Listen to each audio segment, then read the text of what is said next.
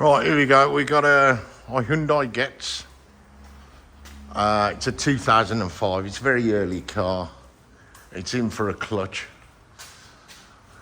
It's a 1.3 GSI.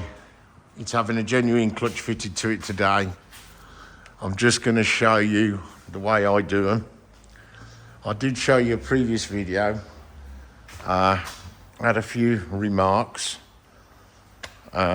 Unless you actually know what you're doing, it's pointless making them remarks until you know. So basically, as you can see, the gearbox is parted. Drive shafts are still in. Drive shaft's still in this side. As you can see, the gaiters are all fine. There's no rips in the gate, there's no pressure on the gaiters.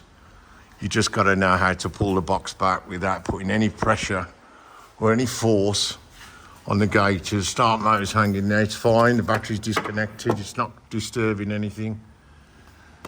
As you can see, drive shafts are fine. All the wishbones are still connected. Drop link's still connected, subframe's still connected. You can see the linkages on the top of the gearbox, still connected. Flywheel's fine, there's no score marks or heat marks, it doesn't need skimming. So I'm going to grease up the first motion shaft and the bearing. I'm going to line up the clutch. Now you're probably thinking, how's he going to line this clutch up? Well, I'll show you in a minute. I've cleaned it out with brake cleaner and the flywheel.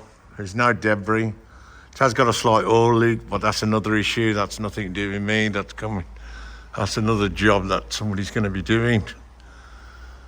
I will be showing you more depth videos, better videos than this.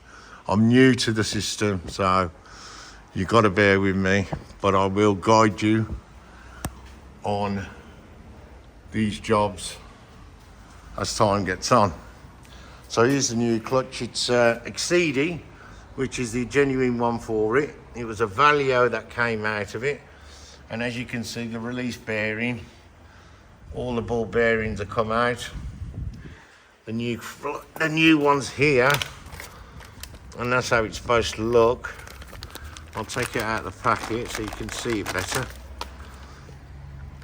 So that's how it's supposed to look, and that's how it looks now. So you can see the clutch has still got plenty of life in it. There's not much point putting this back in and just replacing the release bearing, because you'd be very lucky to find one. You have to buy the complete kit. So that's what we're doing today, is installing this back on, and I'll show you in a moment. Thank you.